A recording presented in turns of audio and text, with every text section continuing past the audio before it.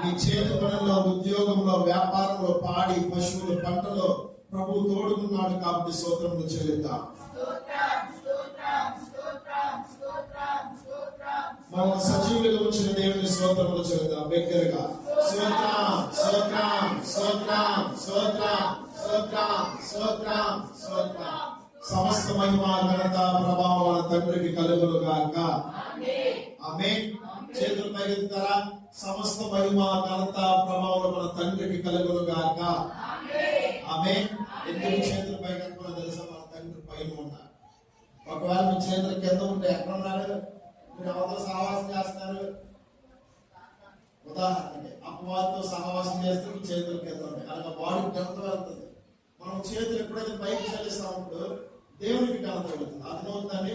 అందుకే ప్రార్థించినప్పుడు చేతులు పైకి ఎత్తాలి, ఆరాధించినప్పుడు చేతులు పైకి ఎత్తాలి, స్తుతులు చెల్లించినప్పుడు చేతులు పైకి ఎత్తాలి. ఎందుకంటే ఇలా చెల్లించిన ద్వారా మన తండ్రిని మనం మహిమపరిచినట్లుగా, ఘనపరిచినట్లుగా మనం చూస్తున్నాం.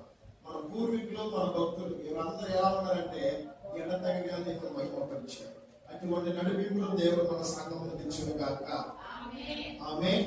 మన రక్షకుడైన యేసుక్రీస్తు ప్రభువు నామమును బట్టి ఇప్పుడు వచ్చిన మీ అందరికీ పునరుద్ధాన వందనములు తెలియపరుస్తున్నాను. దేవుడు దీవించును గాక. మీ పక్క వారికి వందనాలు చెప్పండి. మంచిది. మీ పక్క వారికి ఆశీర్వాదం ఇచ్చిన పలకండి. ఆమేన్ చెప్తారు. యేసు నామమున విశేషమైన కృప నీకు తోడుగా ఉండును గాక.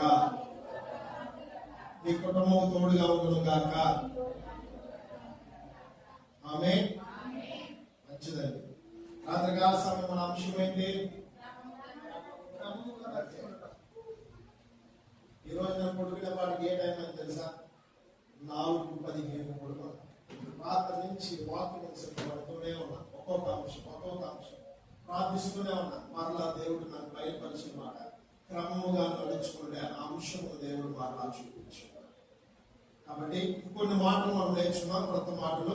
ఈరోజు మన అంశము క్రమముగా నడుచుకొనుట. రాత్రికాల సమయంలో మనం మాట్లాడుకున్నాం. క్రమముగా సంఘముకు వచ్చుట. క్రమముగా సంఘముకు వచ్చేవారు మొదటగా ఏముంటుంది? కల్మషం ఉంటుంది, కోపం ఉంటుంది, శరీరచ్ఛతో ఉంటారు. ఓకే, దేవుడు వారు క్రమంగా వచ్చినప్పుడు వారిని ఎలా తయారు చేస్తాడో తెలుసా? విశ్వాసముతో నింపుతాడు. నా వైపు చూడండి. విశ్వాసముతో నింపుతాడు. పరిపూర్ణమైన హృదయమును, నిశ్చత కలిగిన హృదయమును ఇస్తాడు ప్రభు. నెక్స్ట్ దేవుడు మళ్ళా ఏమి ఇస్తాడంటే, మనం ఆయన ఎందుకు వస్తున్నాం అంటే ఆయన సంఘంకి వస్తున్నాం కాబట్టి ఎలా ఉంటామంటే మనం చెప్పాలి. ఎలా ఉంటాం? సహవాసముతో ఉంటాం. దేవుడితో సహవాసం చేసినప్పుడు ఏమొస్తుంది? ప్రేమ వస్తుంది, విశ్వాసం వస్తుంది, యథార్థమైన హృదయం దేవుడు ఇస్తాడు. నెక్స్ట్ సహవాసం చేస్తూ ఉండగా మనం దేవుడితో, దేవుడు మనతో సహవాసం చేస్తుండగా నెక్స్ట్ దేవుడు మనకు ఇంకొక ఫలం ఇస్తున్నాడు. ఏంటంటే అది సహనము. ఆ సహనము మనం ఇతరుల ఎదుట చూపించాలి. కుటుంబంలో కావచ్చు, ఉద్యోగంలో కావచ్చు, ఎక్కడైనా కావచ్చు. ఆ సహనమును ఇతరులకు చూపించాలి అని ఎవరు చెప్తున్నారు? అపోస్తలుడైన పౌలు గారు చెప్తున్నారు. నెక్స్ట్ సహనము తర్వాత దేవుడు ఏమి ఇస్తున్నాడు? నమ్మకత్వం. మీ పక్క భుజంతో చెప్పండి. నమ్మకత్వము. నువ్వు దేవుడితో సహవాసం చేస్తున్నప్పుడు నీలో నమ్మకత్వం వస్తుంది, యథార్థత వస్తుంది. నీలో ఆ నమ్మకత్వం ఇంకా వర్ధిల్లింపబడుతుంది. ఎవరైనా చూసినట్టే ఆ సిస్టమ్ గురించి ఎవరైనా వెరిఫికేషన్ వచ్చి అడిగినప్పుడు చాలా మంచిది, చాలా నమ్మకం కలిగినది, చాలా యథార్థం కలిగినది. దేవుడు అంటే పిచ్చి. దేవుడికి ధ్యాస తప్పదు, వేరే ధ్యాస ఉండదు. తన మేలు చేస్తుందని కీడు చేయదండి అనే యథార్థమైన సాక్ష్యము, నీతి కలిగిన సాక్ష్యము, నమ్మకం కలిగిన సాక్ష్యము ప్రభు మనకిచ్చును గాక. ఇవన్నీ ఎలా వస్తాయి? క్రమముగా దేవుని సన్నిధికి రావటం ద్వారా. రాకపోతే రావు. అర్థమవుతుంది. దేవుని సన్నిధికి వస్తే లాభం ఉందా, కష్టం ఉందా? ఏమండి చెప్పాలి. లాభం ఉందండి, నష్టం లేదండి. నా ప్రియ సహోదరి సహోదరా, బైబిల్స్ పట్టుకుందామా? మాతో పాటు చెప్తారా? ఈ వాక్యం నన్ను బ్రతికిస్తుంది, ఈ వాక్యం నన్ను రక్షిస్తుంది, ఈ వాక్యం నన్ను కృపాసత్య మార్గములో, రక్షణ మార్గములో, వెలుగు మార్గములో నన్ను నడిపిస్తుంది. నమ్మిన వారు చెప్తారా బిగ్గరగా 3 సార్లు ఆమేన్ ఆమేన్. మంచిదండి. ఈరోజు మన అంశము క్రమముగా నడుచుకొనుట. మొదటి మాట రాత్రి కాలంలో చెప్పుకున్న మాట క్రమముగా సంఘముకు వచ్చిన. ఈరోజు రెండో మాట మనం తెలుసుకుందాం. క్రమముగా పాటలు పాడుట. చెప్తారా? క్రమముగా పాటలు పాడుట. ఓకే, మొదటి దినవృత్తాంతములు పరిశుద్ధ గ్రంథం ఓపెన్ చేద్దాం. మొదటి దినవృత్తాంతములు 13వ అధ్యాయము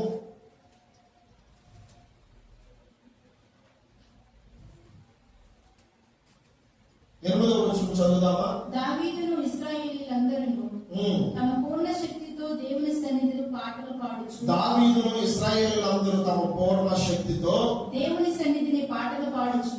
చాలా ఒకసారి దావీదును ఇశ్రాయేలీయులందరూ. ఇప్పుడు మీరు చూడాలి, దావీదు ప్లేస్ లో సేవకుడు అనుకోండి, సేవకురాలు అనుకోండి. ఇశ్రాయేల్ ప్రజలు అంటే విశ్వాసులు. మనందరం ఒక కుటుంబంగా ఉన్నాము. కుటుంబంగా ఉన్నప్పుడు ఏం చేయాలి? పూర్ణ శక్తితో నింపబడి పాటలు పాడాలి. సిస్టర్ పాడుతుందని నేను పాడకూడదంట. పాటలు పాడటం నేర్చుకోవాలి, ఆరాధించడం నేర్చుకోవాలి, వాక్యం ధ్యానించడం నేర్చుకోవాలి.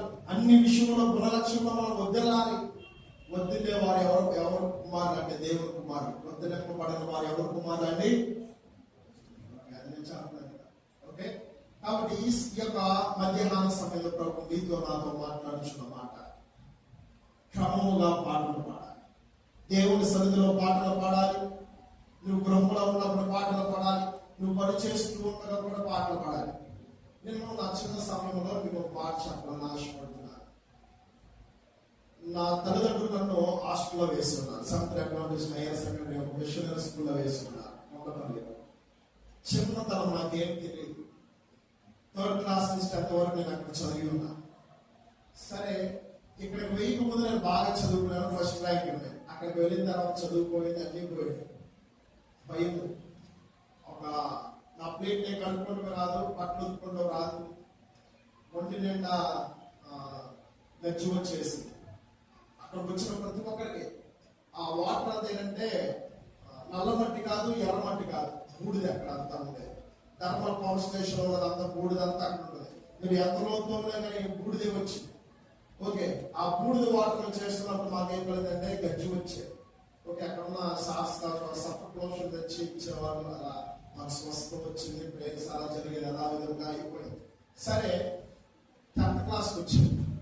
చదువు అప్పట్ల ఏం చేశారంటే ఒకటి అనుకున్నా, ప్రార్థించుకున్నా, ప్రభా నేను 10th పాస్ అయితే 7 ముసలికి నేను కష్టపడి నువ్వు వారికి ఏదన్నా ధన రూపంలో ఏమన్నా ఇస్తాను, వస్తువు రూపంలో ఏమన్నా ఇస్తాను. నా చిన్నప్పటి నుంచి కష్టపడుతూ నాకు లేదు, నా తల్లిదండ్రులు పంపించిన. ఓకే, 10th క్లాస్ అవతల ఇంటికి వెళ్ళాలి. ఒక స్నేహితుడు ఉన్నాడు, జయంతిలో ఉంటారు, నా ఫ్రెండ్ సతీష్ అని. వాళ్ళ అమ్మగారు నన్ను ఇలా చెప్పారు. ఓకే అని వాళ్ళ ఇంట్లో 15 రోజులు పెట్టుకున్నారు. పెట్టుకున్న తర్వాత నేను పనికి వెళ్ళాను. రోజు ఒక్కొక్క పనికి నన్ను తీసుకెళ్ళాను. ఒక రోజు మిరపకాయలు తీయడానికి తీసుకెళ్ళాను, 2వ రోజు పత్తి తీయడానికి తీసుకెళ్ళాను, 3వ రోజు అలాగా పసుపు కొమ్మలు తీయడానికి తీసుకెళ్ళాను, 5వ రోజు ఎరువు తీయడానికి తీసుకెళ్ళారు. అనగా పశువులు వేసే ఎరువు ఉంటుంది కదా, అందరూ భోజనం తీసుకెళ్తే నేను భోజనం తినకుండా వెళ్ళామని. నాకు తెలియదు కదా వాళ్ళు టిఫిన్స్ అయితే వేస్తారేమో. సరే, అలాగా 15 రోజులు ఉన్న వచ్చిన అమౌంట్ వచ్చింది. అవి తీసుకుని నేను అనుకునే విధంగానే దేవుడు నాకు బయటపరిచినట్టు 7 ముసలి వారికి అది ఇచ్చేసాడండి అమౌంట్. దేవుడు నన్ను పాస్ చేశాడు. ఇక్కడ మీకు చెప్పాల్సిన మాట ఏంటంటే, ఆ యొక్క పొలం పని చేసేటప్పుడు ఆ స్త్రీలందరూ ఏం చేసేవాళ్ళు తెలుసా? దేవుడు శుద్ధిస్తూ పాటలు పాడేవారు. ఆ సార్లు ఇలా పవర్గా ఉండేవి. 2 సార్లు కలిపి ఒకసారి సంథింగ్ ఏదో అనేవారు వారు. మనకి మిరపకాయ తోటనే 2 సార్లు ఒకటి అనేవారు. అది కోస్తే ఒక పూలు లెక్క ఇలాగేదో వాళ్ళకి మార్చి ఉంటుంది. అయితే ఆ మాటలు చెప్పుకుంటూ పని చేసుకుంటూ వెళ్ళినప్పుడు ఏమవుతుందంటే పని త్వరగా అయిపోయేది. నువ్వు మాటలు చెప్పకుండా సీరియస్ గా ఎంత పోసుకుంటూ ముందుకు వెళ్ళినా కానీ పని అవ్వదు. అయితే ఇక్కడ ఆ తల్లులు నాకు ఏం చెప్పారంటే, నువ్వు పాటలు పాడినాయినా మేము పాటలు పాడతాము, ఇది చాలా ఈజీ టెక్నిక్, దేవుని పాటలు పాడు, దేవునికి తోడుగా ఉంటాడు, ఎప్పుడు చేయలేదు కదా అంటే, సరే ఆ తల్లి పాడుతూ ఉంటే నేను పాడుతాను. పక్క నుంచి ఆ మిరపకాయలు కావచ్చు, ఆ పత్తి కానీ ఆ వెళ్ళే పని అంతా అలా పాటల ద్వారా ముందుకు వెళ్తాను. ఇలా పాటల ద్వారా ముందుకు వెళ్తే టైం తెరవట్లా. తెలియని విధంగా 5:30 అయిపోయింది సాయంత్రం. మళ్ళా మా ఇంటికి అనగా మా ఫ్రెండ్ వాళ్ళ ఇంటికి అలా 15 రోజులు అయిపోయింది. ఈ మాట మీకు ఎందుకు చెప్పవలసి వస్తుందంటే, పాటలు పాడాలి. పాటలు పాడటం ద్వారా మనలో ఏమొస్తుంది తెలుసా? తెలియని విధమైన నడిపింపు వస్తుంది, పరిశుద్ధత మనలో వస్తుంది, కల్మషం మన నుంచి పోతుంది. మన నోరు ఎల్లప్పుడూ ప్రభువును స్తుతించాలి, గణపరచాలి. ఇక్కడ దావీదు భక్తులు మీరు చూసినట్లయితే, ఇశ్రాయేలు ప్రజలు మీరు చూసినట్లయితే, మందసము కెరియత్రీములో ఉన్న చోట అబీబు అనే గృహంలో ఉన్న మనం చూద్దాం ఒకసారి. మొదటి దినవృత్తాంతములు 13వ అధ్యాయం 8వ వచనం చూద్దాం.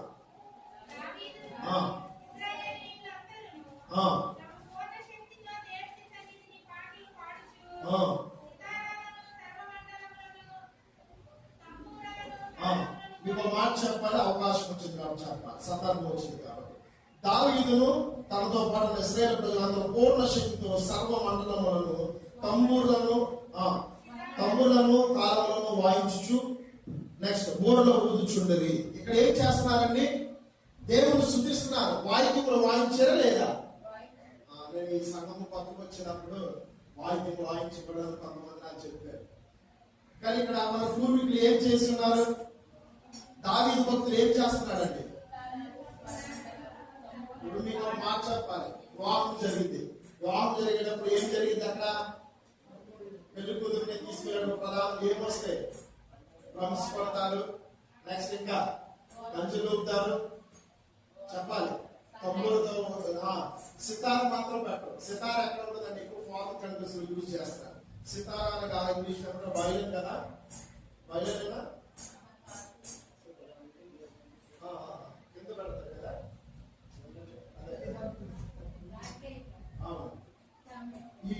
ఈ ఇన్స్ట్రుమెంట్స్ తో ప్రభువును మహిమపరిచారు. చూడండి, వాయిద్యములు వాయించాలి. వాయిద్యముల ద్వారా ఏమొస్తుంది తెలుసా? మనస్సాక్షి వస్తుంది. మన మనసు త్రెప్పబడుతుంది దేవుని యొక్క. మనం ఒక టెన్షన్ లో ఉన్నప్పుడు ఏం చేయాలి తెలుసా? నువ్వు ఎంత ప్రార్థన చేసి నడిపింపు రాదు, నువ్వు బయట చదువుగా నడిపింపు రాదు. ఆ టైంలో మనం ఏం చేయాలి తెలుసా? దేవుని స్తుతించాలి. నీ మైండ్ సెట్ మార్చబడుతుంది.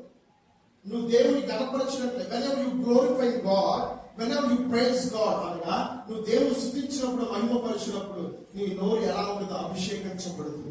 నీ మనసు తెప్పబడుతుంది. నీ మనసు దేవుని వైపు కేంద్రీకంగా చూపబడుతుంది. అర్థమవుతుంది. ఇక్కడ ఉన్న దావీదు ఇశ్రాయేలు ప్రజలు వారు కలిగిన సామర్థ్యములు అనగా వాయిద్యములతో దేవుని మహిమపరిచారు. ఇక్కడ మరలా మనం చూద్దాం. 2 సమూయేలు 6వ అధ్యాయము 5వ వచనం చదువుదాం. 2 Samuel chapter 6 and verse 5. 2 సమూయేలు 6వ అధ్యాయం 5వ వచనం.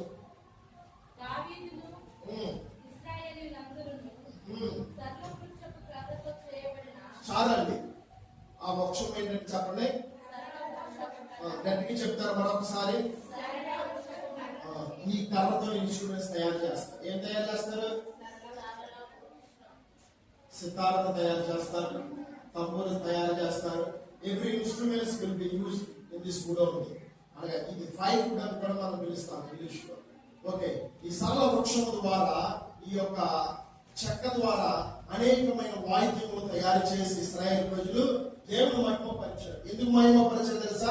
ఓకే, 1 సమూయేలు 7వ అధ్యాయం 1వ వచనం చూడండి. 1 సమూయేలు యెహోవా నడిపించులా అతని శత్రువుల మీద అతనికి విజయం ఇచ్చి, 7వ అధ్యాయం 1వ వచనం. అంతటా మరలా చెప్పండి. రావచ్చు ఆ పదం. కిర్యాతారీము వారు వచ్చి, ఎక్కడ మంచము? ఏమండి ఎక్కడ ఉంది? ఓకే, ఎవరి దగ్గర ఉందంటే అభినామ్ దగ్గర ఉంది.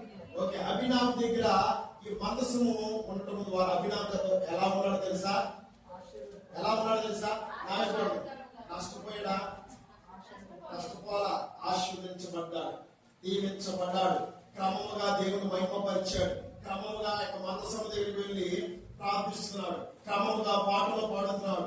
క్రమముగా ఆరాధిస్తున్నాడు. క్రమముగా మందసంలో ఉన్న వాక్యం ధ్యానిస్తున్నాడు. క్రమముగా మందసం యొద్దకు వెళ్ళి ప్రభువును మహిమపరుస్తూ, గణపరుస్తూ, స్తుతిస్తూ తండ్రిని ఆయన ఆత్మతో నింపబడి విధముగా ఆ వ్యక్తి తయారు చేయబడి ఉన్నాడు. అందుకనే దావీదుకు తెలుస్తుంది. దావీదు ఇశ్రాయేలు ప్రజలు 288 మంది ప్రజలతో ఈ యొక్క దావీదును తీసుకొని వెళ్ళి ఆ యొక్క తమ్ములతో, సితారతో, ఆ వాద్యములతో కొత్త పాటలు పాడుచు మహిమపరుస్తూ ఆ మనసులో ఒక కొత్త ఎడ్లు బండ మీద ఎక్కించి తీసుకొని వచ్చి ఉన్నారు. క్రమంగా పాటలు పాడాలి. మందిరంకి వచ్చినప్పుడు క్రమముగా పాటలు పాడాలి. మీకున్న స్వరమును బట్టి దేవుని మహిమపరచాలి. మీ స్వరం బాగా పోయిన దేవుని అడగండి, ప్రభువా నా స్వరమును అభిషేకించండి అయ్యా. ఈ స్వరమును నువ్వు అభిషేకించినప్పుడు నేను మహిమపరచగలను. నా స్వరం బాగట్లేదు నాయన అని నీకు నువ్వు గుర్తిరిగినప్పుడు నువ్వు ప్రార్థించండి.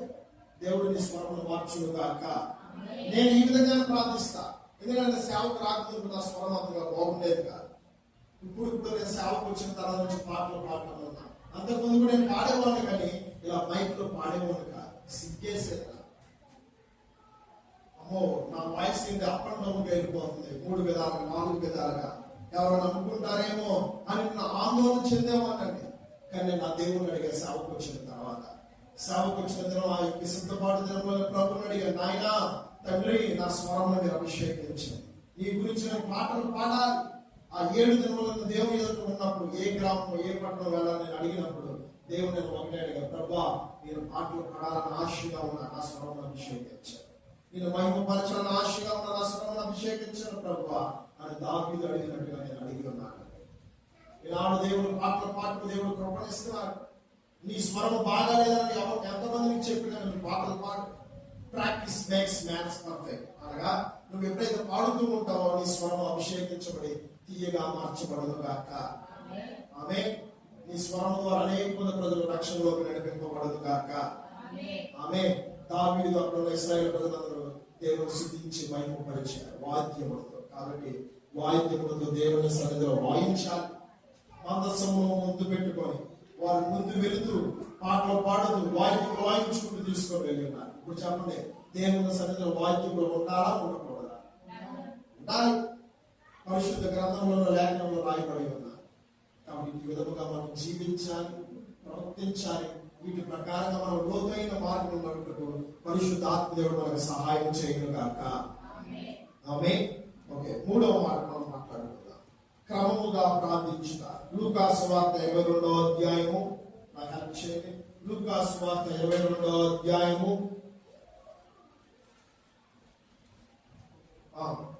41వ వచనం 42వ వచనం చదువుకుందామా? వారి యొద్ద నుండి రాతివేత దూరము వెళ్లి మోకాళ్ళుని, తండ్రి ఈ గిన్నె నా యొద్ద నుండి తొలగించుటకు నీ చిత్తమైతే నీ చిత్తమే సిద్ధించును గాక అని ప్రార్థించును. ఈ రోజు మన 3వ మాట క్రమముగా ప్రార్థించుట, క్రమముగా పాటలు పాడుట, క్రమముగా సంఘముకు వచ్చుట. అర్థమవుతుంది? క్రమముగా మందిరంకు రావాలి, క్రమముగా పాటలు పాడాలి, క్రమముగా ప్రార్థించాలి. ప్రార్థించకపోతే మన స్థితి ఎలా ఉంటుందో తెలుసా? వెనకబడిన స్థితిలో ఉంటాం. ఆశ్రదించబడిన స్థితిలో ఉంటాం. మనం వెనకబడిన స్థితిలో ఉంటాం, దరిద్రత స్థితిలో ఉంటాం. మనం వ్యంగ్యంగా మాట్లాడతాం. మనం ఒకవేళ మన ప్రార్థన రాకపోతే ఈ రోజు వెళుతూ ఉన్నాడు, ఏంటో బాబు ఈ వ్యక్తి ప్రార్థించట్లేదు. కొంతమంది మనల్ని హేళన చేస్తారండి. ప్రార్థించడం రాకపోతే ప్రభువుని అడగాలి మనం. శిష్యులు కూడా దేవుని అడిగారు, నాయన మాకు ప్రార్థించడం రావట్లేదంటే యేసు క్రీస్తు ప్రభు వారు ఆ శిష్యులను తీసుకొని ఎక్కడికి వెళ్ళారు తెలుసా? ఒలీవ కొండకు వెళ్ళారు. ఒలీవ కొండకు వెళ్ళి, నాయన మీరు శోధనలో ప్రవేశించుకున్నట్లు మీరు ప్రార్థించండి. దేవుడు ఒక కాలం నుంచి చూపిస్తారు. మీ కుటుంబంలో ఒక కీడు చూపించినప్పుడు ఆ దేవుడు చూసుకుంటాడు. దేవా కీడు తొలగించు, యేసు ప్రార్థిస్తున్నాము తండ్రి, ఆమె మరలా దేవుడు మరలా ఒక్కోసారి చూపిస్తాను, నాయన ఈ కీడును తొలగించండి అయ్యా అని నువ్వు బాధతో దిగులుతో అదే ఎదురు చూస్తూ నువ్వు ఉన్నప్పుడు దేవుని ప్రార్థన విన్నాడు అనుకుంటున్నావా? ఏమండి విన్నారనుకుంటున్నారా? దేవుని వాక్యం సెలవిస్తుంది, మీరు ఏ కొలతతో దేవునికి ఇస్తే అదే కొలత దేవుడు మీకు ఇస్తాడు. మీరు ఏ కొలతతో దేవునికి ఇస్తే అదే కొలతతో దేవుడు మీకు ఇస్తాడు. లేదయ్యా నా హస్తం చిన్నగానే దేవునికి ఇస్తున్నా, దేవుడు నాకు పెద్దగా ఇవ్వాలని కుదరదు. నువ్వు చిన్నగానే దేవునికి ఇచ్చుకో, చిన్నగానే దేవుడికి ఇస్తాడు. అర్థమవుతుంది? నువ్వు చిన్నగా ప్రార్థించకు, చిన్న కృప దేవుడికి ఇస్తాడు. నువ్వు పెద్దగా ప్రార్థించినప్పుడు దేవుడు పెద్ద కృప నీకు ఇస్తాడు.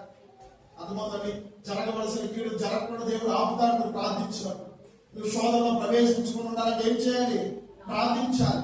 యేసు క్రీస్తు ప్రభువు తన శిష్యులను ఒలీవ కొండ యొద్దకు తీసుకెళ్ళి నాయన మీరు శోధనలో ప్రవేశించుకున్న మెలుపుగా ఉండి ప్రార్థించండి అని యేసు క్రీస్తు ప్రభువు చెప్తున్నారు.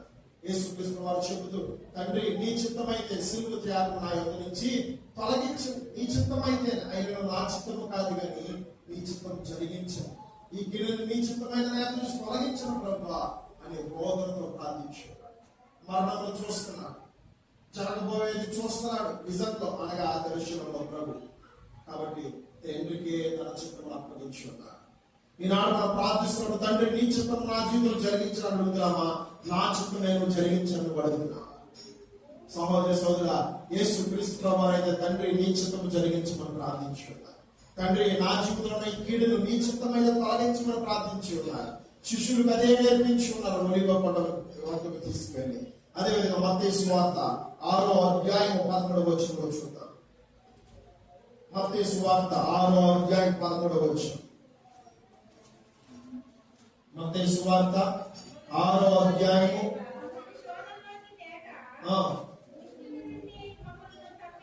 ఇది పరలోక ప్రార్థన అండి. మత్తయి సువార్త 6వ అధ్యాయం 11వ వచనం. అవునా కదా? చదవండి ఒకసారి. మమ్మల్ని శోధనలోకి తేక దుష్టుల నుంచి మమ్మల్ని తప్పించుము. ఎవరు అడుగుతున్నారు ఈ మాట? శిష్యులు అడుగుతున్నారు యేసుక్రీస్తు వారు, నాయన మమ్మల్ని శోధనలోకి తేక దుష్టుల నుంచి తప్పించు. దుష్టుడు అంటే ఎవరు? ఈ లోకాధికారి, అపవాది, సాతాను. కీడు చేయాలని చూస్తున్నాడు, కీడైకి చూస్తున్నాడు, నీ జీవితం నాశనం చేయాలని చూస్తున్నాడు, నీ బిడ్డల జీవితం నాశనం చేయాలని చూస్తున్నాడు, నీ పరిస్థితులు నాశనం చేయాలని చూస్తున్నాడు. కాబట్టి యేసుక్రీస్తు ప్రభువారిని అడుగుతున్నారు శిష్యులు, నాయనా మనం ప్రార్థించడం రావట్లేదు, ప్రార్థించడం నేర్పించాలంటే పరలోక ప్రార్థన యేసుక్రీస్తు ప్రభువారు నేర్పించున్నారు. ఇక్కడ ప్రార్థించాలి, క్రమంగా ప్రార్థించాలండి. ఈ రోజు మన మాట క్రమముగా మనం దేవుని యొద్దకు రావాలి, క్రమముగా పాటలు పాడాలి, క్రమముగా ప్రార్థించాలి. ఎప్పుడైతే నువ్వు క్రమంగా ప్రార్థిస్తావో శోధన మన యొద్ద నుంచి పారిపోవును గాక. ఒక తరుణంలో ఒలీవ కొండ యొద్దకు వచ్చి శిష్యులు తీసుకెళ్లి ప్రార్థించినట్టుగా చూస్తాం. ఇంకో తరుణంలో మనం కూడా చూద్దాం. మత్తయి సువార్త 26వ అధ్యాయము 41వ వచనం. మత్తయి సువార్త 26వ అధ్యాయము 41వ వచనం. యేసుక్రీస్తు ప్రభువారు పేతురు గారికి చెప్తున్నారు, నాయనా శోధనలో ప్రవేశించుకున్నట్లు పేతురు, యోహాను మీరు శోధనలో ప్రవేశించుకున్నట్లు మెలకువగా ఉండి ప్రార్థన చేయండి. అయ్యా జబదయి కుమారులారా, పేతురు, యోహాను మీరు శోధనలో ప్రవేశించుకున్నట్లు లేచి ప్రార్థించండి అని యేసుక్రీస్తు ప్రభువారు చెప్తున్నారు. ఎవరు చెప్తున్నారండి? శిష్యులు చెప్పినారు. అక్కడ 12 మంది శిష్యులు లేరు. ఎంతమంది ఉన్నారు? యేసుక్రీస్తు ప్రభువారు? ఏమండి? పేతురు, యోహాను, జబదయి కుమారుడు, ముగ్గురు ఉన్నారు. యేసుక్రీస్తు ప్రభువారికి ఇష్టమైన వ్యక్తి ఎవరో తెలుసా? పేతురు, యోహాను. పేతురు, యోహాను అంటే యేసుక్రీస్తు ప్రభువారికి చాలా ఇష్టమైన. ఎందుకంటే యేసుక్రీస్తు ప్రభువారితో అనుబంధం కలిగి ఉన్నారు, సహవాసం కలిగి ఉన్నారు, సహనము కలిగి ఉన్నారు. కొన్ని విషయంలో అతనిలో సహనం పోయినప్పుడు దేవుడు సహనం కలగజేస్తున్నాడు. పేతురు గెచ్చమన్నప్పుడు సైనికులు వచ్చినప్పుడు ఆ పెద్ద తీసుకుని రుక్కి తన చెవులు నరిగినప్పుడు ఆ సహనమును కోల్పోయి ఉన్నాడు. కానీ ప్రభు మరలా ఆ చెవులు అతికించి ఈ సహనమును కాపాడు పేతురు చెప్పాడు. ఇక్కడ ఒలీవ కొండ ఎదురుగా మనం చేసిన ప్రార్థన చూస్తున్నాం. మరలా గెచ్చమనే తోటలో చేస్తున్న ప్రార్థన కూడా మనము గమనిస్తున్నాం. పేతురు, జబదయి కుమారుడు దేవుడు చెప్తున్నాడు, నాయనా మీరు శోధనలో ప్రవేశించుకున్నట్లు లేచి ప్రార్థించండి. ఇదిగో ఆత్మ సిద్ధమే కానీ శరీరము సిద్ధము కాదు. అవునండి, దేవుడు చెప్తున్నాడు శిష్యుడికి, మీ ఆత్మ సిద్ధమే కానీ మీ శరీరం సిద్ధమే. శరీరం ఏం చెప్తుంది? కొంచెం అలసట తీసుకో, అలసిపోయే కదా పొద్దున్న నుంచి, రాత్రి కాలం కదా, నిద్రపోయే కాదు. ప్రభు ప్రార్థిస్తాను నువ్వు ప్రభుతో సహవాసం చేస్తావు కదా, ప్రభులో ఉన్న అభిషేకం తోడుగా ఉంటుందిలే అని ఎవరు చెప్తుంది? శరీరం చెప్తుంది పేతురికి, అదేవిధంగా యోహానికి కూడా. ఏం చేస్తారు వారు? నిద్రపోతున్నారు. ఏ టైంలో? నైట్ టైంలోనే కదా మనం నిద్రపోయేది. శరీరం చెప్తుంది కొంచెం సేపే కదా, అప్పుడు రెస్ట్ తీసుకో. కానీ ప్రభు చెప్తున్నాడు, నువ్వు శోధనలో ప్రవేశించుకుంటున్నారంటే మెలకువగా ఉండి ప్రార్థించాలి. Rise up in the early in the morning and wake up and pray to God, full of holiness, full of anointing, full of grace, full of power will be with you. అనగా వేకు జామున మీరు లేచి ప్రార్థించినప్పుడు పరిశుద్ధాత్మ శక్తి మీ మీదకు వస్తుంది. మీ కుటుంబం మీదకి వస్తుంది, మీ కుటుంబంలో పరిస్థితుల మీదకి వస్తుంది, సమాధానం వస్తుంది, క్షేమం వస్తుంది, ఆరోగ్యం వస్తుంది, కృప వస్తుంది. శక్తితో దేవుడు నింపుతాడు. కంచె వేస్తాడండి, అగ్ని కంచె. ఏ శోధన ఏ కీడు మీ మీద పడి చేయకుండా ప్రభు కంచి వేస్తాడు. వేకుజాము ప్రార్థన బలమైన ప్రార్థన. ఆ సమయంలో చేసిన ప్రార్థన దేవునికి జవాబు ఇచ్చాడు కాక ఆ దినమే నీకు జవాబు వచ్చింది. కొన్ని దినంలోకి రాదు, ఆ దినమే నీకు వెంటనే నీకు జవాబు వచ్చును కాక. నా జీవితంలో అనేకమైన స్థితిలో దేవుడు నాకు వేకుజామున ప్రార్థించినప్పుడు నాకు జవాబునిచ్చాడు. వేకుజామున ప్రార్థన దేవుడు నాకు నేర్పించాడు. కాబట్టి వేకుజామున ప్రార్థన చేస్తున్నప్పుడు మళ్ళీ ఏమొస్తుంది తెలుసా? ఉజ్జీవం వస్తుంది. వేకుజామున ప్రార్థించినప్పుడు ఏమొస్తుంది తెలుసా? పరిశుద్ధాత్మ శక్తితో నింపబడతాం, పాటలు పాడతాం, దేవుని వాక్యం ధ్యానిస్తాం, క్రమంగా మందిరంలోకి వస్తాం, క్రమంగా అన్ని విషయంలో మనము పాల్గొనలు పొందుకుంటాం. నీ సహనము దేవునితో కలిసి అప్పుడే సహోదరి సోదరా, దేవుడు నీతో నాతో మాట్లాడుచున్న మాట క్రమముగా మనం ప్రార్థించాలి. నువ్వు ఎప్పుడైతే క్రమము తప్పుతావో అపవాదం ఎందుకు వచ్చేస్తావు. నువ్వు ఎప్పుడైతే క్రమము తప్పుతావో శోధన ఎందుకు వచ్చేస్తావు. నువ్వు ఎప్పుడైతే క్రమము తప్పుతావో ఇబ్బందులను అడ్డుకుంటాయి. నువ్వు ఎప్పుడైతే క్రమము తప్పుతావో ఊపిలో పడిపోతావు. కానీ క్రమము కావాలన్నమాట. సమయం ప్రకారం మనం ప్రార్థించాలి. దానియేలు మీరు చూడలేదు, ముమ్మారు ప్రార్థించి ఉన్నాడు, ఎడతెగగా ప్రార్థించి ఉన్నాడు. తనతో పాటు ఉండే వారు కూడా శత్రుత్వంతో ఉండే రాజుకు నేర్పి, రాజు ఆజ్ఞ రాసి, ఇదిగో నీ యొద్దే ఉండాలి నాయన. దానియేలు ఇదిగో వెళ్ళిపోయి ప్రార్థిస్తున్నాడని తన గురించి శత్రుత్వమైన మాటలు చెప్పినాడు. అయినా కానీ తను దేవుని సన్నిధిని మర్చిపోలేదు. క్రమముగా యథావిధముగా మధ్యాహ్నం వెళ్ళి యెరూషలేము తలుపులు తీర్చి ప్రార్థన చేస్తూ ఆకాశం చేతులతో ప్రార్థిస్తున్నాడు. చూడండి అతనిలో ఎంత ప్యాషనెట్ ఆఫ్, అనగా దేవుడిలో ఎంత నమ్మకం కలిగి ఉన్నాడు. చూడండి, ప్రార్థన చేస్తూ ఉండగా మన జీవితం సరి చేస్తూ ఉంటాడు. నువ్వెంత త్రాగిపోతున్నా, నువ్వెంత పాపమైనా, నువ్వెంత ఏ స్థితిలో ఉన్నా, చెప్పుకోని స్థితిలో ఉన్నా కానీ నువ్వు క్రమంగా మందిరం కదా ప్రభువు నిన్ను ప్రతిదిన పరిశుద్ధపరచును గాక. హెర్మోను మంచు వలె దేవుడు నిన్ను పరిశుద్ధముగా తెల్లగా మార్చును గాక. చూడండి నా ప్రియ సహోదరి సోదరా, క్రమముగా ప్రార్థించాలి. ప్రార్థించినప్పుడే మనం శక్తివంతులుగా మార్చబడదు గాక. భూమిని తలకిందులు చేసే శక్తిని దేవుడు పేతురు యోహానికి ఇచ్చాడు. పేతురు యోహాను భూమిని తలకిందులు చేసే అభిషేకం ఇచ్చాడు. ఎందుకో తెలుసా? క్రమముగా ప్రార్థించాడు. అటువంటి క్రమం కలిగిన ప్రార్థన దేవుడు మాకు నేర్పించును గాక. ఆమేన్. ఓకే, 4వ మాట, క్రమముగా వాక్యం చదువుగా. కీర్తనలు 1వ అధ్యాయము 2వ వచనం. కీర్తనలు 1వ అధ్యాయం 2వ వచనం. యెహోవా ధర్మశాస్త్రమునందు ఆనందించుచు, యెహోవా ధర్మశాస్త్రమునందు ఆనందించుచు, దివారాత్రము దాన్ని ధ్యానించువాడు ధన్యుడు. దివారాత్రము దాన్ని ధ్యానించువాడు ధన్యుడు. దివారాత్రము దాన్ని దేనిని ధ్యానించాలండి? దేవుని ధ్యానించాలండి, వాక్యము ధ్యానించాలండి. వాక్యము చదవటం వేరు, ధ్యానించడం వేరు. వాక్యము చదువుకుంటూ వెళ్ళిపోతే గంటలో ఒక అధ్యాయం అయిపోతుంది. ఉదాహరణ మత్తయి సువార్త అయిపోతుంది గంటలో. మీరు చదువుకోవడం ఫాస్ట్ చదువుకోలేదు. ధ్యానించడం వేరు, చదవడం వేరు. ధ్యానించినప్పుడు ఒక అధ్యాయం 2 గంటలు మాట్లాడచ్చు. అర్థము చేసుకుంటూ, గుణించుకుంటూ, సవరణ చేసుకుంటూ, అర్థమయ్యే విధముగా మరలా మరలా మరలా మరలా ధ్యానిస్తూ చదవాలి. మనం డే అండ్ నైట్స్ మనం చదవాలి. దేవుని వాక్యం ధ్యానించినప్పుడు మనలో ఏమొస్తుంది తెలుసా? వెలుగు వస్తుంది. అంధకారం అనే చీకటి పోతుంది. నువ్వు ఎంత ప్రార్థించినా కానీ బైబిల్ చదవాలి. ఓన్లీ వైట్ రైస్ ఉంటేనే మీకు ఎక్కిందా? కూర కూడా ఉంటే ఎక్కిందా? కూర కూడా కాదు. సరే, కూర మీకు బాగా ఇష్టమైన కూర మీకు పెట్టారనుకోండి, మటన్ కానీ చికెన్ కానీ. రైస్ పెట్టలే, రైస్ లేదంటే ఈ కాలంలో వారు మేము రైస్ తింటాం, మానేస్తున్నాం. తింటారు అచ్చం కూర. కాబట్టి నేను చెప్పే మాట ఒక సలహా ఏంటంటే, ప్రార్థనలో క్రమముగా వెళ్ళాలి. వాక్యం ధ్యానించడంలో కూడా క్రమముగా వెళ్ళాలి. దివారాత్రము ధ్యానించాలి. దివారాత్రము ధ్యానించినప్పుడు ఏముంటో తెలుసా? నీ మనసు దేవుని వైపు నిమగ్నమై ఉంటుంది. నీ హృదయం దేవుని వైపు నిమగ్నమై ఉంటుంది. నీ ఆలోచన దేవుని వైపు నిమగ్నమై ఉంటుంది. నీ శరీరం దేవునితో సహవాసము చేస్తుంది. నీలో ఉన్న స్వార్థము, ఓర్పు లేని జీవితము, సహనం లేని జీవితము నువ్వు అనుకుంటున్నావా? నువ్వు దేవునితో సహవాసం చేసినప్పుడు ఓర్పు నీలోకి వస్తుంది. సహవాసమును దేవునితో చేస్తుండగా సహనము నీలో కలుగుతుంది. ఈనాడు మనుషుల్లో ఓర్పు ఉండట్లా, సహనం ఉండట్లేదు. అవునా కాదండి? ఓర్పు సహనం కావాలంటే బైబిల్ చదవాలి, క్రమంగా వాక్యం ధ్యానించాలి. యెహోషువ 1వ అధ్యాయం 8వ వచనం.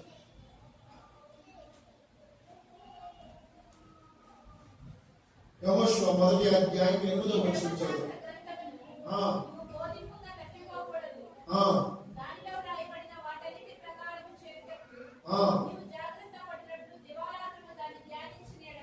దివారాత్రము దాన్ని ధ్యానించిన యెడల ఈ మార్గములను వదిలింప చేసుకొని చక్కగా ఇక్కడ చూడండి, యెహోషువ 1వ అధ్యాయం 8వ వచనం దేవుడు నీతో నాతో మాట్లాడుతున్నాడు. ధర్మశాస్త్రము ధ్యానించువాడు వారి మార్గములు చక్కగా ప్రవర్తిస్తాడు, చక్కని మార్గంలో వెళ్తాడంట. ఏమండి? అవునే కదా? యెహోషువ 1వ అధ్యాయం 8వ వచనం చూస్తున్నాం. దేవుడు మోషేకు చెబుతున్నాడు ఈ మాట. ఏమని చెప్తున్నాడంటే, అయ్యా ఇదిగో ధర్మశాస్త్రము ధ్యానించాలి, ఈ కట్టడలను అనుసరించాలి, ఇదిగో నేను చెప్పిన విధముగా నువ్వు నడవాలి, జీవించాలి. నువ్వు ఎప్పుడైతే నడుస్తావో, జీవిస్తావో, క్రమం అనుసరిస్తావో నిత్యముగా నేను నీకు తోడై ఉంటాను. నీ మార్గంలో నేను నీకు తోడై ఉంటాను. దిగులు పడకు, జడియకము, నేను నీకు తోడై ఉన్నాను. ఒకసారి మీరు పైకి వచ్చి ఉంచాను. ఒకసారి నీవు బ్రతుకు దినములన్నిటిను 6వ వచనం చదవండి ఒకసారి. నిన్ను విడువను, నిన్ను ఎడబాయను, నిబ్బరము కలిగి ధైర్యముగా నుండుము. వారికి ఇచ్చేదనని నేను వారి పితరులతో ప్రమాణం చేసిన ఈ దేశమును నిశ్చయముగా నీవు ఈ ప్రజల స్వాధీనము చేసెదవు. అయితే నీవు నిబ్బరము కలిగి జాగ్రత్త పడి బహుధైర్యముగా నుండి నా సేవకుడైన మోషే నీవు ఆజ్ఞాపించిన ధర్మశాస్త్రం అంతటి చొప్పున చేయవలెను. నీవు నడుచు ప్రతి మార్గమున చక్కగా ప్రవర్తించినట్లు నీవు దాని నుండి కుడికి గాని ఎడమకు గాని తొలగకూడదు. ఈ ధర్మశాస్త్ర గ్రంథమును నీవు బోధింపక తప్పిపోకూడదు. దానిలో వ్రాయబడిన వాటన్నిటి ప్రకారం చేయుటకు నీవు జాగ్రత్త పడినట్లు దివారాత్రము దాన్ని ధ్యానించిన ఎడల నీ మార్గమును వర్ధిల్ల చేసుకొని చక్కగా ప్రవర్తించదు. నేను నీకు ఆజ్ఞ ఇచ్చి ఉన్నాను కదా, నిపుణులు కలిగి ధైర్యముగా నుండుము, దిగులు పడకము, జడియకము. నీవు నడుచు మార్గం అంతటిలో నీ దేవుడైన యెహోవా నీకు తోడై ఉండును. ఎవరితో చెప్తున్నానండి? దేవుడు మోషేతో చెప్తున్నాడు. మోషేతో దేవుడు చెప్తున్నాడు, నాయన ఇదిగో ఈ ధర్మశాస్త్రం అనుసరించాలి. ఇదిగో కీర్తన 1వ అధ్యాయం 2వ వచనం, యెహోవా ధర్మశాస్త్రము ఆనందముతో చదవాలి, హ్యాపీనెస్ తో చదవాలి. గొప్పబడితో చదివానే ఈ రోజు 2 అధ్యాయాలు చదివితే నా పని అయిపోతుంది అనుకోవడండి. ఏమండి? ఈ రోజు 2 అధ్యాయాలు చదవాలి. ఇదిగో మా అయ్య చెప్పారు, రోజు 2.5 గంటలు దేవునికి ఇవ్వాలి. 10వ భాగం దేవునికి ఇవ్వాలి కంటే 2.5 గంటల. ఒక అరగంట పాటలు పాడుకుంటా, అరగంట ప్రార్థన చేసుకుంటా, ఇంకెంత ఉంది? 1.5 గంట ఉంది. ఈ 1.5 గంటలు ఏం చేస్తా? ఈ 2 అధ్యాయాలు చదువుతా టైం అయిపోతుంది. ఈ రోజు నా ముక్కుబడి కానుక అయిపోయింది, మరలా రేపు వచ్చింది. ఈ అధ్యాయంలో ఈ వచ్చిన ఎంత ఉంది? 70 వచ్చినా ఇది ఎప్పుడైతే ఏమంటే ఎలా అనుకుంటారు కొంతమంది. కానీ దేవుని వాక్యం ఏమని సరస్తుంది? ధర్మశాస్త్రం ఆనందంతో చదవాలి, కోపంతో చదవకూడదు, వ్యాధంతో చదవకూడదు. ఏమండి? దేవుని ధర్మశాస్త్రం ఆనందంతో చదవాలి. ఆనందంతో చదువుతావు, నీ పట్ల దేవుని ఏ మార్గం నడిపించాలన్న ఆలోచన ఉందో ఆ మార్గంలో ప్రభువు నిన్ను నడిపిస్తాడు. శ్రేష్టమైన మార్గంలో నడిపిస్తాడు. దేవుని ధర్మశాస్త్రం మనం అనుసరించాలి. ధర్మశాస్త్రం నెరవేర్చుకుంటే యేసుక్రీస్తు ప్రభువు వచ్చుకున్నారు. ధర్మశాస్త్రము మనం కొట్టివేయకూడదు. పాత నిబంధనలను మనం అనుసరించాలి, కొత్త నిబంధనలను కూడా అనుసరించాలి. రెండుని మనం అనుసరించాలి. కాబట్టి వాక్యమును మనం ఎడతెగగా మనం చదవాలి. నేను మీకు ఒక సలహా ఇస్తున్నాను. రోజు 2 అధ్యాయం 3 అధ్యాయం కాదు, కానీ మీకు ఎంత ప్రేరేపణ వస్తే అన్ని అధ్యాయాలు చదివాను. నేనైతే బుక్స్ వైజ్ చదువుతాను. ఉదాహరణకు మత్తయి సువార్త, మార్కు సువార్త, ఇలా చదువుకుంటూ వెళ్ళిపోతా. ఆ అధ్యాయం 20 అధ్యాయాలు ఉన్నా కావచ్చు, 25 అధ్యాయాలు ఉన్నా కావచ్చు, ఇలా నేను చదువుకుంటూ వెళ్తా. ఎప్పుడైతే మనం ఇలా చదువుకుంటూ వెళ్తామో ఇంట్రెస్ట్ మనలో కలుగుతుంది. ఇంట్రెస్ట్ ఏమంటారు? ఆసక్తి మనలో కలుగుతుంది. ఆసక్తితో మనం చదవాలి, పూర్ణ శక్తితో మనం దేవుడి పాటలు పాడాలి, పూర్ణ శక్తితో వాక్యం ధ్యానించాలి. ఆనందంతో చదవాలి. నువ్వు ఎప్పుడైతే నీ శక్తి అంతా పరిశుద్ధ గ్రంథం మీద పెట్టి నువ్వు నోటితో నీ చూపుతో నువ్వు చదువుతూ ఉంటావో చూస్తా ఉంటావో నీలో వెలుగుతో నింపబడును కాక. అనగా నీలో ఉన్న చీకటిని నా ప్రభు దూరపరచును కాక. మన కళలో మలినం ఉంటుంది తెలుసండి. మీరు ఒకవేళ బాగా ప్రార్థన పరులై ఉన్నారనుకోండి, లోక సంబంధమైన వారి దగ్గరికి వెళ్ళి కళ్ళల్లో కళ్ళు పెట్టి చూడండి, నల్ల ఎక్కువ చేసి ఎప్పుడు గమనించలేదా? అందుకే ఐ టు ఐ కాంటాక్ట్ చేయకూడదు. అపవాది దయ్యములు ఎందుకు పడతాయి తెలుసా? కళ్ళల్లో కళ్ళు పెట్టి చుట్టూ పడతాయి. నిజమేనండి. తినే ఆహారం ద్వారా పడతాయి, వేసుకునే వస్త్రముల ద్వారా పడతాయి. నిజమే. అందుకని మన కళ్ళు ఎవరి ఎదురు ఉపయోగిస్తున్నాం? ప్రతిదినం మనం దివారాత్రులు దేవుని ఎదుట నువ్వు క్రమముగా వాక్యం చదువుతున్నావు కాబట్టి నీ కళ్ళని ప్రభు కాటుకు పెట్టును కాక. కాటు కంటే రోజు కాటు పెట్టుకుంటారు మీరు, అది కాదు. కాటు కంటే అభిషేకము. మీ పక్కన వస్తుందని చెప్పండి. కాటుక అనగా అభిషేకములకు గుర్తు. నువ్వు దివారాత్రం ఎప్పుడైతే వాక్యం ధ్యానిస్తావో నీ కళ్ళను ప్రభు అభిషేకించును కాక. ఈ కళ్ళలో దర్శన వరం దేవుడు కలగజేయును కాక. ఆమేన్. కాబట్టి మోషే చెప్పాడు, నాయన ఇది 10 ఆజ్ఞల నుంచి ధర్మశాస్త్రం అనుసరించాలి. కుడికైను ఎడమకైను ముందుకైను వెనక్కైను నువ్వు పడిపోకూడదు, త్రొట్టిల్లకూడదు. నువ్వు కొంతకాలం భక్తి చేసి కొంతకాలం నువ్వు భక్తిహీనుడిగా ఉండకూడదు. నువ్వు ఎలా ఉండాలంటే దైవ భక్తి కలిగి ఉండాలి, ధర్మశాస్త్రం అనుసరించాలి, నువ్వు నా మార్గంలో నడవాలి, నన్ను ప్రేమించాలి, వాక్యానుసారంగా నువ్వు జీవించాలి. నువ్వు ఎప్పుడైతే ఈ విధంగా చేస్తావో నీ కింద ఉన్న ఇశ్రాయేలు ప్రజలు కూడా ఈ విధంగా చేస్తారు అని దేవుడైన యెహోవా ఎవరు చెప్తున్నారండి? మోషేతో చెప్తున్నాడు. క్రమముగా వాక్యమును ధ్యానించాలి, క్రమముగా వాక్యమును చదవాలి. ఈరోజు మన మాట 4వ మాట మనం మాట్లాడుతున్నాం. క్రమముగా వాక్యము చదువుట. చదవాలి. చదివితే ఏమొస్తుంది తెలుసా? జ్ఞానం వస్తుంది. చదివితే ఏమొస్తుంది తెలుసా? పిల్లలే కొంతమంది తల్లిదండ్రులు చెప్తారు, చదవరా బాబు, చదవరా నాయన, నువ్వు చదువుకుని ప్రయోజకుడు నాయన, నా కుటుంబంలో ఎవరు ఉద్యోగం చేసిన వారు లేరు నాయన, నువ్వు చదవాలి నాయన, చదవాలి చదవాలి చదవాలి అంటారు. ఆ చదివేదో కాసేపు పరిశుద్ధ గ్రంథం చదవాలి. ఫస్ట్ బైబిల్ చదవాలని మీ పిల్లలు ప్రతిరోజు శుద్ధి కొడుకు పెట్టుకుని గృహంలో మీ గృహంలో 3 పాటలు 2 పాటలు పాడుకోండి. వాక్యం ఒక కీర్తనలు కానీ ఏదో ఒక అధ్యాయం ఒక చాప్టర్ తీసుకొని చదవండి. చదివి మీకు ఏం అర్థమైందో ఒకరికొకరు చెప్పుకోండి. చెప్పిన తర్వాత ఆ వాక్యం నేను ఎత్తుపట్టి ప్రార్థించాలి. ఇలా మీరు చేసుకున్నప్పుడు ఏమవుతుందో తెలుసా? కుటుంబం ఆశీర్వదించబడిన స్థితిలోకి వెళుతుంది. నీ కుటుంబం ఒకవేళ దేన స్థితిలో ఉందా, లేని స్థితిలో ఉందా, అడుక్కునే స్థితిలో ఉందా, నువ్వు ఎప్పుడైతే ప్రభు పాదం ఎందుకు వస్తావో అనగా మందసం ఎందుకు వస్తావో నిత్యముగా ఆ వ్యక్తి సంపన్న స్థితిలో దేవుడు నడిపించును గాక. ఆ కుటుంబం నడిపిస్తాడని నిత్యముగా కుటుంబంలో ప్రతిదినము మీకున్న బిడ్డలు, మనవల మనవరాల కుమారులు కోడలు అందరినీ దగ్గరికి పిలుచుకొని కుటుంబంలో స్థితి కూడా పెట్టుకోవాలి. కుటుంబం ప్రార్థన చేయండి. ఈ విధంగా కుటుంబం ప్రార్థన చేయడం ద్వారా జరగవలసిన కీడు, చేయవలసిన శోధన, అపవాది అది ఏది మీ మీద పనిచేయడం నా ప్రభు తొలగించును గాక. ఫస్ట్ 2-3 రోజులు 4-5 రోజులు కష్టంగానే ఉంది. తర్వాత ఏమైంది? సులువుగా తేలిగ్గా ఉంటుంది. అందుకే యేసుక్రీస్తు వారు అంటారు, నా కాడిన మోడి అది సులువుగా తేలిగ్గా ఉంటుంది. వాక్యం ధ్యానించడం అంటే తలనొప్పి వచ్చేస్తుందని అంటారు. కొంతమంది ప్రార్థన చేయమని నాకు ప్రార్థన రావట్లేదని అంటారు. కొంతమంది పాటలు పాడమని నాకు పాటలు పాడడం రావట్లేదు అంటారు. Practice makes maths perfect.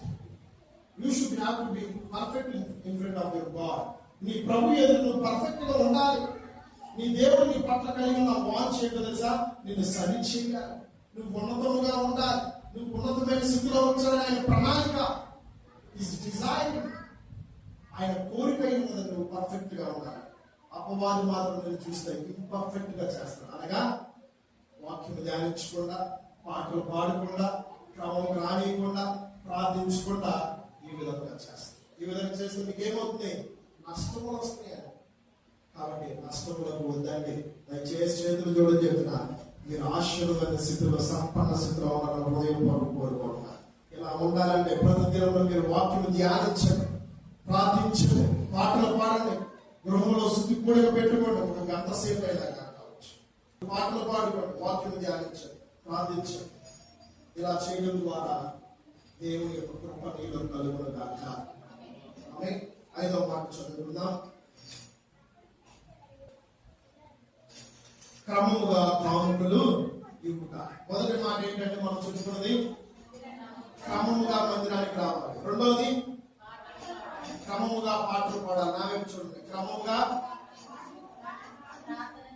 ప్రార్థన చేయాలి. నాలుగవది 5వది క్రమముగా కానుకలు ఇవ్వుట. ఇంతవరకు నేను ఈ మాట చెప్పలా, కానీ దేవుడు ఇచ్చిన ప్రేరణ బట్టి చెప్పాల్సి వస్తుంది. ఓకే, మలాకి 3వ అధ్యాయం 10వ వచనం మైక్ తీసుకొని చదవండి.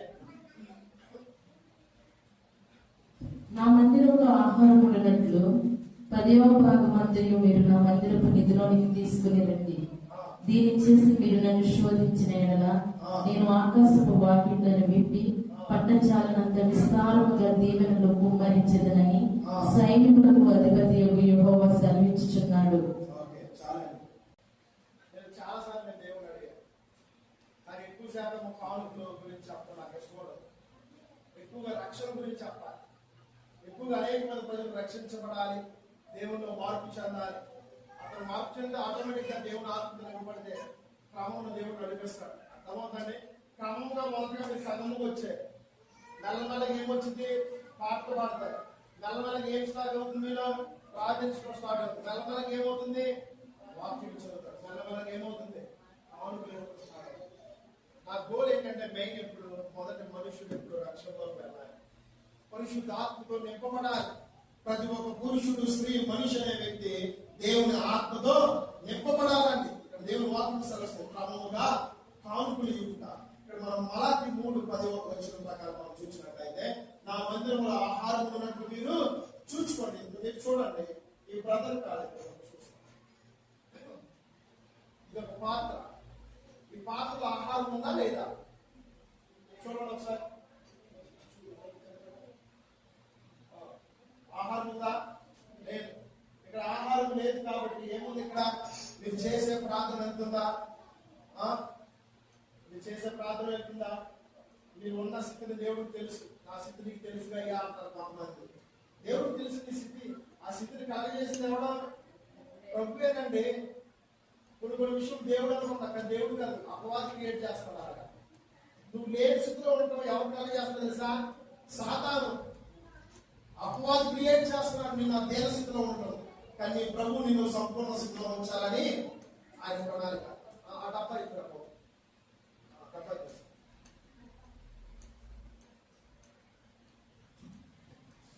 సరే. ఇప్పుడు మనకి మందిరంలో ఆహారం లేదు. ఇప్పుడు క్రమ ప్రకారంగా వస్తున్నారు, సంఘంలోకి ప్రార్థిస్తున్నారు, పాటలు పాడుతున్నారు, నెక్స్ట్ ఏం చేస్తున్నారు? వాక్యం ధ్యానిస్తున్నారు, దేవుని ఆత్మతో పడుతున్నారు, మందిరంలో ఒక ఆహారం తీసుకొచ్చి. ఇప్పుడు బరువు ఉందా లేదా? ఇప్పుడుందా? ఇప్పుడు బరువుగా ఉంది. అలాగే ఒక సేవకు మీరు ఇచ్చే కానుకలు నిమిత్తం అవన్నీ ఏంటంటే బరువు ఇంకా నిండిపోతుంది. నేను ఏం చేయాలంటే ఈ బరువు నిమిత్తం ప్రభువు ప్రార్థిస్తున్నాను. మీరు తెచ్చే ప్రతి ఒక్క కానుక బరువుగా ఇతను ఏం చేస్తున్నారు తెలుసా? మీరు తెచ్చే కానుక నిమిత్తం ప్రభువుకి కృతజ్ఞతాస్తుతులు చెల్లిస్తున్నాడు, ప్రార్థిస్తున్నాడు, మహిమపరుస్తున్నాడు. ప్రభా, ఈ బిడ్డ తెచ్చిన ఈ కానుకలు మీరు ఆశీర్వదించారు. ఈ బిడ్డ కలిగిన భూఫలం, గర్భఫలం సమస్తము మీరు ఆశీర్వదించారు. తన లేవులో తీసుకొచ్చిందో, కలిమిలో తీసుకొచ్చిందో, ఉన్న దాంట్లో తీసుకొని వచ్చిందో నీకు తెలిసిన ఆయన ఆ బిడ్డను సంపూర్ణంగా ఆశీర్వదించమని ఈ సేవకుడు ఏం చేస్తాడని ప్రార్థిస్తాడు. ఈ నిమిత్తము కన్నీటితో ప్రార్థిస్తాడు. But according to the Old Testament Almighty God is saying that పాత నిబంధన ప్రకారం దేవుడు ఏమని చెప్తున్నాడంటే దేవుని మందిరంలో ఆహారం ఉండాలి. కొత్త నిబంధన ప్రకారం అయినా పాత నిబంధన ప్రకారం అయినా మందిరం అంటే మందిరమే. మందిరంలో ఏముండాలి? అది ఉపవాస ప్రార్థన ఉన్నప్పుడు దేవుడు నాకు చూపించాడు. ఈ పాత్రలు ఏముంటాయి? ఫలాలు ఉంటాయి. గమనించారా? ఫాస్టింగ్ ప్రేయర్స్ అన్నప్పుడు అలా ఫలాలు ఉంటాయి. ఈ ప్రేయర్ వస్తుంది తీసుకురండి తల్లి అంట. అంతే. మనం ఎవరిని బలవంతం చేయమండి, ఎవరిష్టం వాళ్ళు. కాబట్టి ఉపవాస ప్రార్థన ఉన్నప్పుడు ఫలములు ఇక్కడ తీసుకుని వస్తాం, ఈ కానుకను తీసుకుని వస్తాం. దీన్ని చేసి మీరు నన్ను శోధించే ఎలా ఆకాశ వాకిళ్ళు విప్పి నేను పట్టజాలంత దీవులతో నేను దీవిస్తా, ఆశీర్వదిస్తా, విస్తరింప చేస్తా, అభివృద్ధిని మీరు కలగ చేస్తానని మీ దేవుడైన యెహోవా మీకు సెలవిస్తున్నారు. కానుకలు ఇవ్వడం ద్వారా మీకు ఆశీర్వాదం వదిలే నష్టం ఉండదని. మీరు డాక్టర్ తీసుకుని మీ ధనం అదే ధనం మీరు ఇవ్వకుండా మీరు దాచుకున్నారు, ఏదో అన్ఫార్చునేట్ ఏదో ఒకటి అవుతుంది, మీకు అనారోగ్యం వస్తుంది. వచ్చిన ఒక ధనం తీసుకుని ఎక్కడ చెల్లిస్తున్నారు? మెడికల్ షాప్ కి, డాక్టర్స్ కి చెల్లిస్తారు. కానీ ఇది అపవాది మనుషులు కుయుక్తిని పెడతారు. ఒక తాళం వేసేసి అతనికి ఒక కుయుక్తి భయపడతా ఏముంది అదే నాకు ఉందనుకో, నా భార్య పెట్టి ఒక రోజు పెట్టాను ఎన్నది ఆటోమేటిక్ బయటకు వచ్చేసింది. కానీ దేవుని వాక్యము నువ్వు ఎప్పుడైతే వారాత్మ ధ్యానిస్తావో ఆజ్ఞను నువ్వు అనుసరించాలి. కుడికైను, ఎడమకైను, ముందుకైను, వెనక్కైను. మోషే నువ్వు త్రొట్టెలకూడదు, ఇశ్రాయేలు ప్రజలు కూడా త్రొట్టెలకూడదు, జాగ్రత్తగా చూసుకోండి. మందిరంలో ఆహారం ఉన్నట్టు నువ్వు చూసుకో. దేవుని మందిరంలో ఆహారం తీసుకురావాలి, కానుకలు తీసుకురావాలి, నీకు కలిగిన దాంట్లో సమస్యలు తీసుకురావాలి. త్వరగా ఓపెన్ చేద్దాం, సమయం లేదు కాబట్టి. లేవికాండము 27వ అధ్యాయము 30వ వచనం. దయచేసి నాకు లేవికాండము 27వ అధ్యాయము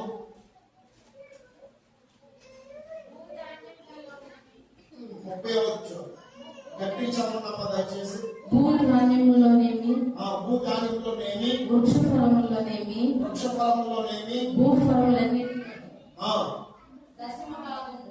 మరలా చదువుతారు ఒకసారి 30వ వచనం. భూధాన్యములోనేమి, భూధాన్యం ఎక్కడి నుంచి వస్తుందండి?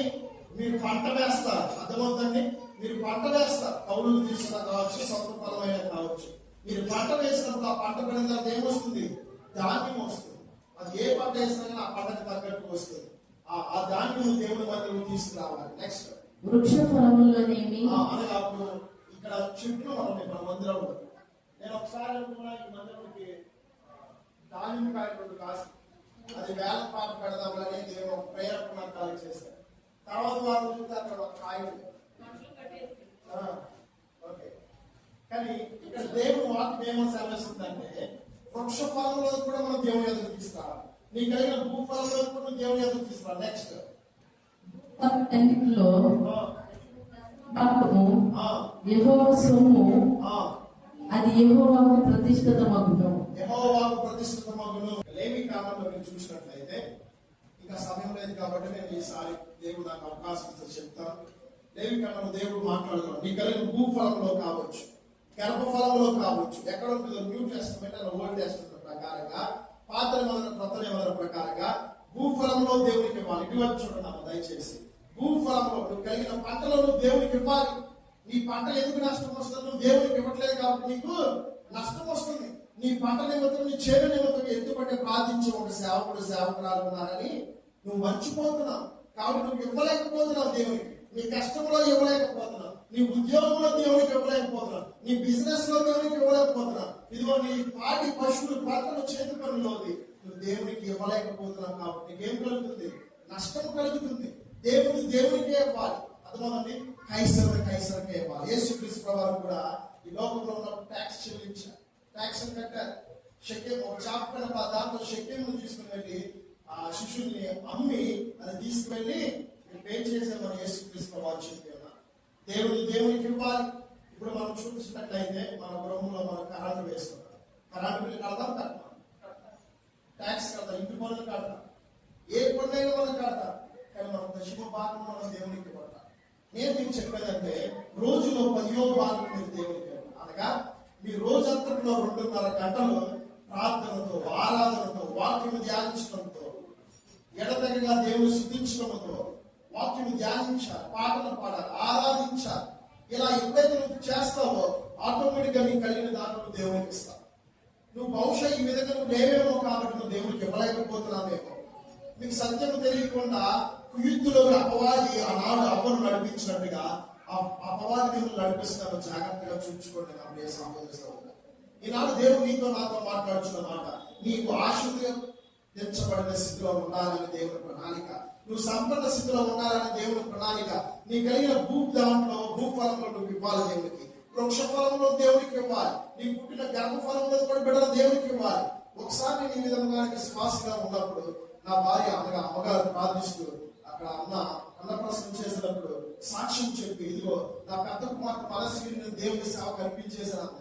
నేను అలాగే చూస్తున్నా, నాతో ఒక మాట కూడా చెప్పలేదు ఏంటి అని నేను అలాగే చూస్తున్నా. ఫంక్షన్ అంతా అయిపోయిన తర్వాత ఏంటమ్మా నాతో ఒక మాట కూడా చెప్పలేదంటే నాకు ప్రేరేపణ వచ్చింది. నేను దేవుని మీద అడుగుకున్నాను. నేను గర్భం ధరించినప్పుడు ఈ విధంగానే ప్రార్థించాను, దేవుడు ఇచ్చాడు. ఎవరిచ్చిన ప్రథమ ఫలం దేవుడిది కాబట్టి నేను ప్రథమ ఫలం నీకు ఇస్తున్నాను ఆయన సాక్ష్యం చెప్పి, సర్లే అమ్మ ఈ భక్తి నీది నాది సర్లే అని వదిలేస్తాను. అనగా దేవుడు వాక్యం ఇప్పుడు ఏమైనా సెలవిస్తుంటే నీ గర్భఫలంలో దేవునికి ఇవ్వాలి, నీ భూఫలంలో దేవునికి ఇవ్వాలి, నీ వృక్ష ఫలంలో దేవునికి ఇవ్వాలి, నీ కలిగిన సమస్యలో దేవునికి ఇవ్వాలి. ఆ విధముగా ఇచ్చారు కాబట్టి ఇశ్రాయేలు ప్రజలు పరిపూర్ణముగా విశ్వాసంలో ఆశీర్వాదంలో ఎడతెగగా ఉన్నారు. ఈ విధముగా దేవుడు మనం నడిపించును గాక. ఆమేన్. అందరూ లేచి కూర్చుందాం. లూకా సువార్త 6వ అధ్యాయము 38వ వచనం. లూకా సువార్త 6వ అధ్యాయము 38వ వచనం చివరి వచనం చదువుకుందాం. Give it shall be given unto you. For with what measure you meet it shall be measured to you again. అనగా మీరు ఏ కొలతతో దేవుడికి ఇస్తారో అదే కొలతతో దేవుడు మీకు ఇస్తాడు. Give it shall be given unto you. మీరు ఇవ్వండి, దేవుడు మీకు ఇస్తాడు. లూకా సువార్త 6వ అధ్యాయము 38వ వచనం చదువుతారా దయచేసి.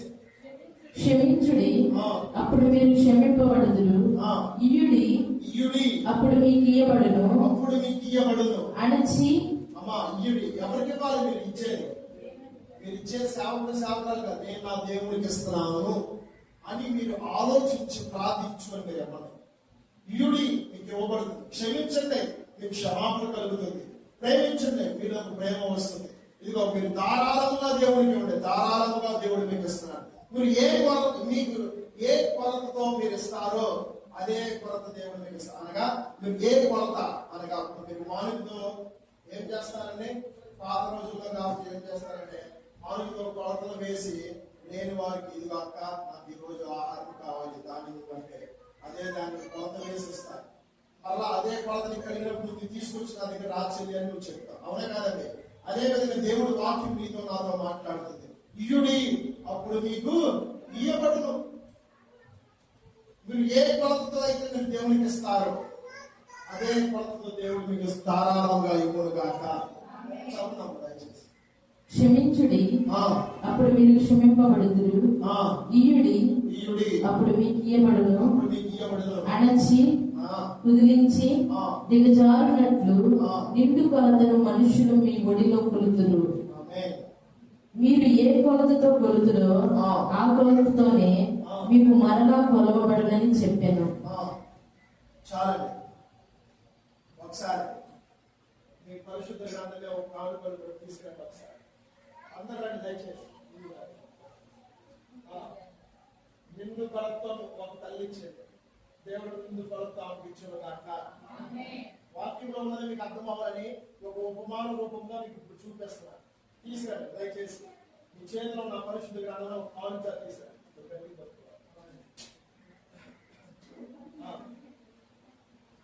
మీరు ఎవరికి ఇస్తున్నారు? ఇచ్చేదంతా ఎవరిదే?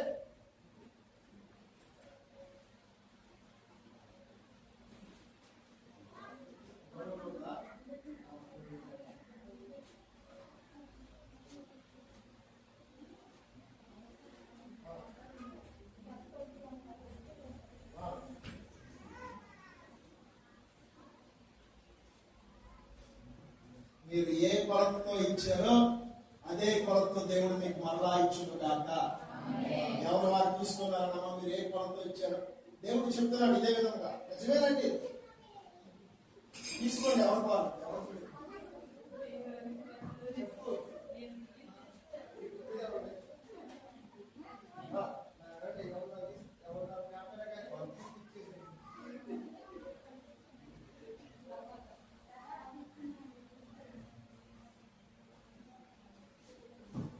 చూచారా? ఇచ్చేటప్పుడు కొంచెం ఇబ్బందిగా ఇచ్చినట్టు కొంతమంది సంతోషించారు, కానీ తీసుకున్నప్పుడు సంపూర్ణ సంతోషం తీసుకున్నా తీసుకోలేదా? అది దేవుడు ఇస్తున్నటువంటి ఆశీర్వాదం ఇస్తారు. మనం ఇచ్చేదంతా చిన్న పాట తెస్తాం పొలంతో, కానీ దేవుడు నీకు అదే పొలంతో ఆయన ఇచ్చే ఆశీర్వాదం బలమైనది ఇస్తాడు. Amen. Okay, give it shall be given unto you. Forgive those who forgive. మీరు క్షమించండి, మిమ్మల్ని కూడా దేవుడు క్షమిస్తాడు. లవ్, ఇతరులను ప్రేమించండి. దేవుని వాక్యం స్పష్టంగా నీతో మాట్లాడుతున్నాను. క్రమముగా నడుచుకుంటున్నాను. ఈరోజు మన అంశం క్రమముగా దేవుని దగ్గర నడుచుకోవాలండి. క్రమముగా దేవుని సంఘానికి రావాలి మొదటిగా. రెండోది, క్రమముగా పాటలు పాడాలి, క్రమముగా ప్రార్థించాలి, క్రమముగా బైబిల్ ధ్యానించాలి, క్రమముగా కానుకలు దేవునికి ఇవ్వాలి. ప్రతి దేవునికి దేవునికి కానుక ఇవ్వాలి. మీ సమయము దేవునికి కానుక ఇవ్వాలి. మీ బలము దేవునికి కానుక ఇవ్వాలి. ఆటోమేటిక్ గా మీరు పరిపూర్ణత చెందినప్పుడు మీకు కలిగిన దాంట్లో లేబులో కూడా మీరు తెచ్చి దేవుడికి వేస్తారు. దేవుడు నాకు ఇచ్చిన స్వార్థ, మీ సమయం మీ బలము దేవునికి ఇవ్వండి. మీకు కలిగిన దాంట్లో 10వ భాగం దేవుడు మీకు ఇవ్వండి. మీకు ఉద్యోగం చేసినప్పుడు దాంట్లో 10వ భాగం, వ్యాపారం చేసినప్పుడు దాంట్లో 10వ భాగం. మీకు కలిగినప్పుడు 5,000 అనుకోండి, 500 ఇవ్వాలి. 4,000 అనుకోండి, 400 ఇవ్వాలి. 10,000 అయితే 1,000 రూపాయలు ఇవ్వాలి. 1,00,000 రూపాయలు అయితే 10,000 ఇవ్వాలి. ఇవన్నీ నువ్వు దేవుని యొద్దకు ఇస్తున్నావు కాబట్టి దేవుని యొద్దకు మీరు ఏ విధంగా ఇస్తున్నారు? ఒక ఫలంతో ఇస్తున్నారు. దేవుడు మీకు అదే ఫలంతో ఇచ్చును గాక, మీ లోకంలో ఇచ్చును గాక, పరలోక రాజ్యంలో కూడా మీకు దేవుడు ఇచ్చును గాక. సంఘములకు ఆత్మ చూపించిన వాటిని చూసిన